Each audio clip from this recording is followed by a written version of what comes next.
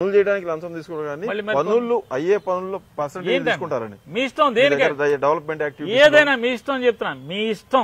మీ ఇష్టం ఎవరైనా సరే పలానా దగ్గర ఇప్పుడు బయటికి రావాలి కదా, పలానా దగ్గర ఏదంటే మీ ఇష్టం వెళ్ళి అడగమంటున్నా. ప్రతి పనిలోనూ పర్సెంటేజ్ ఉంటుందని మొదట్లో అంటుకోలేదని ఇప్పుడు మొత్తం పర్సెంటేజ్ లేకుండా పనులు అనుమతి ఇవ్వడం లేదు. మీ ఇష్టం. ఇప్పుడు బందర్లో బోల్డెన్ వర్కులు జరుగుతున్నాయి. ఇప్పుడు బందర్లో రిజిస్టర్డ్ కాంట్రాక్టర్లు ఉన్నారు, ఆర్ఎండ్బి కాంట్రాక్టర్లు, పంచాయతీరాజ్ కాంట్రాక్టర్లు, మున్సిపల్ కాంట్రాక్టర్లు, లేదా వర్కులు జరుగుతున్న కాంట్రాక్టర్లు. మీరు ఎవరో చెప్పకుండా మీరు వెళ్ళి కాసేపు మాట్లాడండి.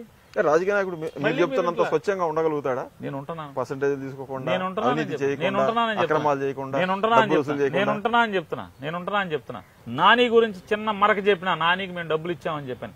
ఎస్, నేను లంచకుండా నేను ఒప్పుకుంటా.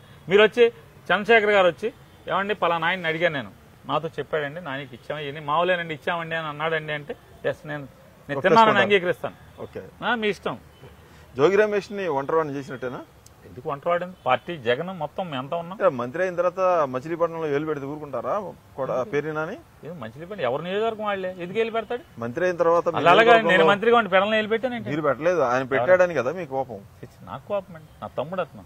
మీ తమ్ముడే కానీ అడగండి. మీ నియోజకవర్గంలో జరిగే అభివృద్ధి పనులకు వచ్చి లారీలకి డబ్బులు చేయాలని ప్రయత్నం చేస్తే మీ దగ్గర హెచ్డి లైన్లు వేయడానికి అతను అటువంటి ఏం చేశాడు లేదో నాకు తెలియదు, నేను చేయలేదు, నాకు తెలిసి చేయలేదు.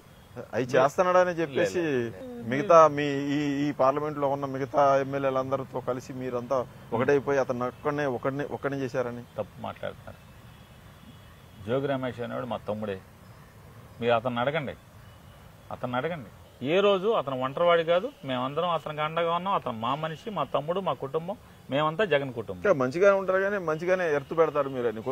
మర్డర్ కేసు పెట్టించారని. నేను పెట్టలేదు, మీరు పెట్టించారు. అతను మర్డర్ చేయించాడని చెప్పిన అతనితో ముద్దాయిలు ఫోన్ కాల్స్ పోలీసులు ట్రేస్ చేసుకుని వాళ్ళు చేసుకున్నారు తప్పితే నాకేం సంబంధం లేదు. ఒకవేళ నేనే గనక నిజంగా కొల్లూరు రవీంద్రని ముద్దాయిగా చేయండి అని చెప్పి నేను గనక ఎవరి మీద ఒత్తిడి చేసి పెట్టించుంటే ఆ పాపం నాకే.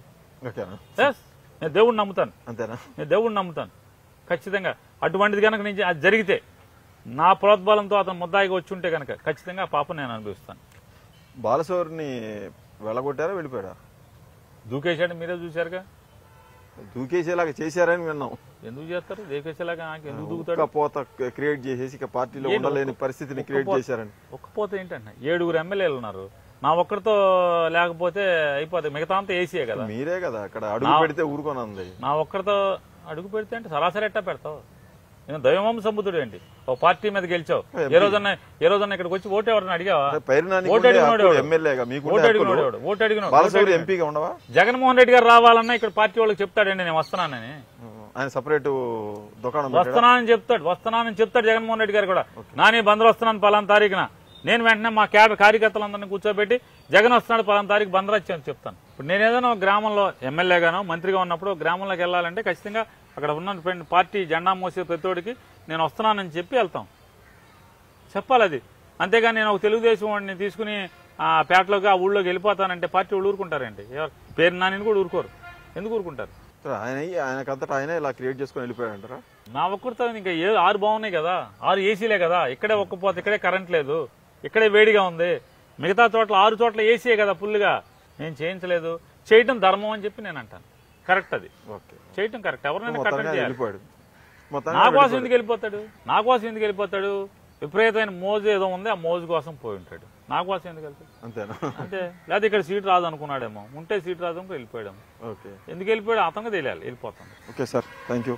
ఫేస్ టు ఫేస్ కి మాకు టైం ఇచ్చి మీ అభిప్రాయాలను చెప్పినందుకు థ్యాంక్ యూ వెరీ మచ్. ఇది పేర్నేని గారితో ఇవాళ ఫేస్ టు ఫేస్. మరొక ఫేస్ టు ఫేస్